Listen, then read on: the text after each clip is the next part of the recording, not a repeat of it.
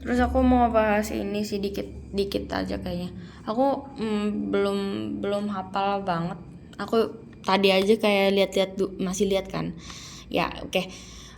Jadi di dalam gaster lagi. GI itu dari mulut sampai ke bawah kita tuh punya apa ya, template yang sama, yaitu ada tunika mukosa, tunika submukosa, muscularis, habis itu ada serosa. Gitu aja dari awal yang dalam itu yang mukosa sampai yang keluar serosa gitu. Nah, terus ada persyarapannya di dalam tubuh kita. Nah, persyarapan ini nih yang berfungsi untuk apa sih namanya, mengatur dari motilitas atau sekresi dari tubuh kita. Nah, kalau di SK2 itu, kalau SK1 ya SK1. Nah, dia itu ada plexus Meissner sama ada plexus aorba. Kalau yang Meissner di kayak gini, dia itu berada di submukosa. Submukosa. Kenapa di submukosa? Karena dia fungsinya untuk sekresi. Nah, sekresi itu apa? Untuk mengeluarkan cairan kayak gitu yang berfungsi untuk metabolisme metabolisme dari si ini kita, apa sih namanya, tubuh kita. Terus aorba. Nah, aorba tuh kayak gini. Dia tuh selain kayak gini, dia tuh juga memanjang nih kayak gini. Bentar. Nah, kayak gini. Dia tuh memanjang.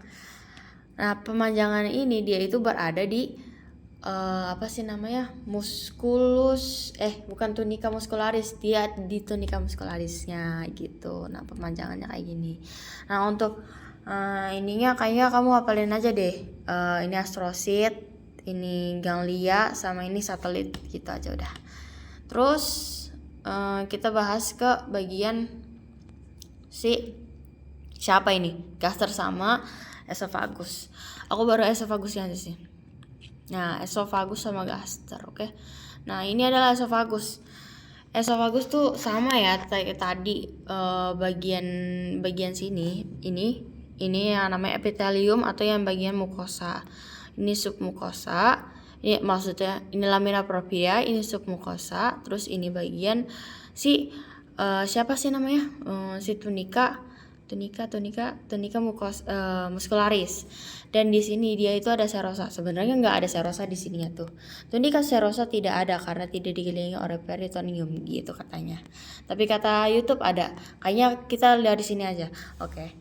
Nah, terus untuk di sini dia itu kamu bisa lihat dari sini nih. Oke, nih.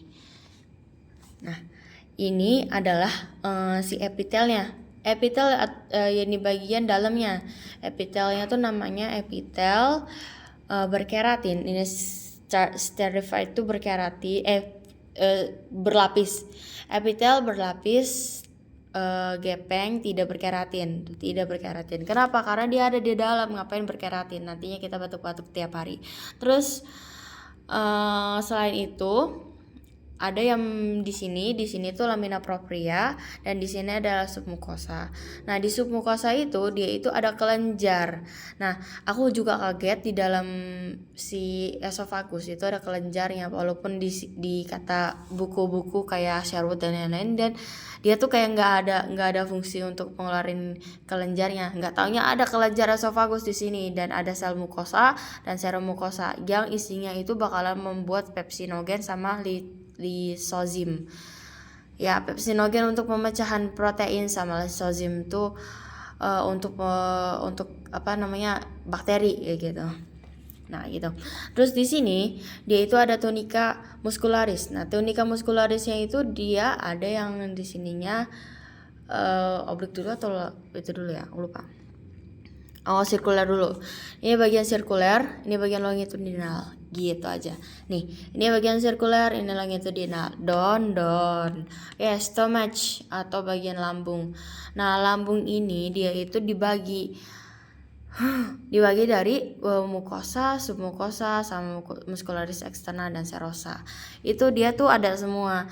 Tapi di bagian yang kita spesialin itu di bagian mukosa. Mukosa itu dia di sini ada yang namanya gastric pit atau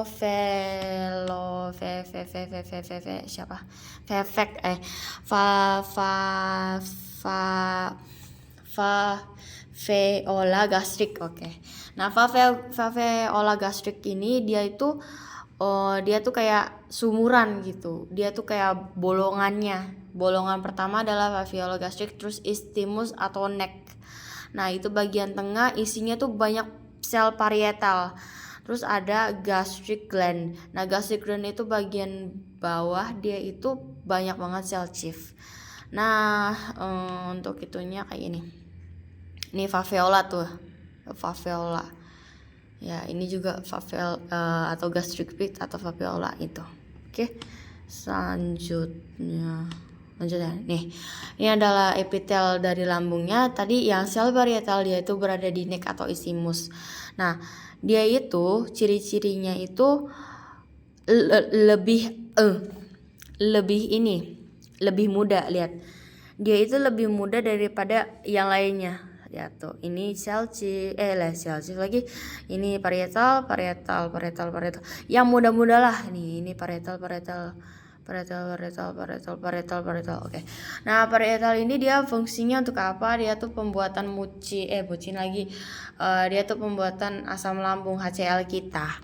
Nah, terus ada selain dia putih, dia itu punya inti sel di tengah gitu. Terus ini namanya si sel chief. Sel chief itu berada di dalam gastric gland, di dalam banget dia, kayak di akarnya. Nah, ini itu kayak gitu kan dia. Maaf. Nah, si chief ini dia fungsinya, kamu tahu kan, untuk pembuatan dari pepsinogen sama enzim untuk memecah lemak, lipase,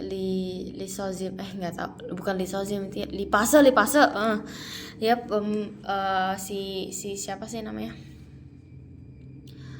protein tuh nggak tahu, intinya aku lupa. Pemecahan dari protein, pepsin sama lipase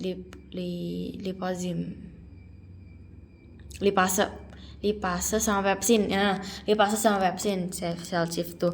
Dan dia itu ciri-cirinya agak hitam, basofilik kayak gitu.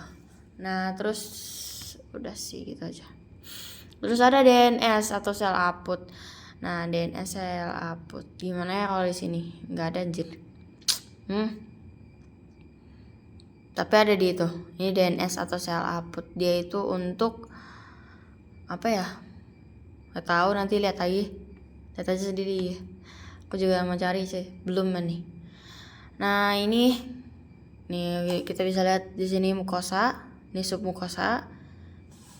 Ini bagian si ininya, apa sih namanya si ininya lagi? Tunica muscularis, yang ini serum mukosa. Ya gitu aja sih sebenarnya, kayak gak ada hal yang wah. Terus di bagian gaster, oke, kayak tadi ya. Ini si valveola atau si gastric pits, neck, habis itu gastric gland. Tadi juga aku udah ngomong, si parietal tuh dominannya di neck atau si isthmus.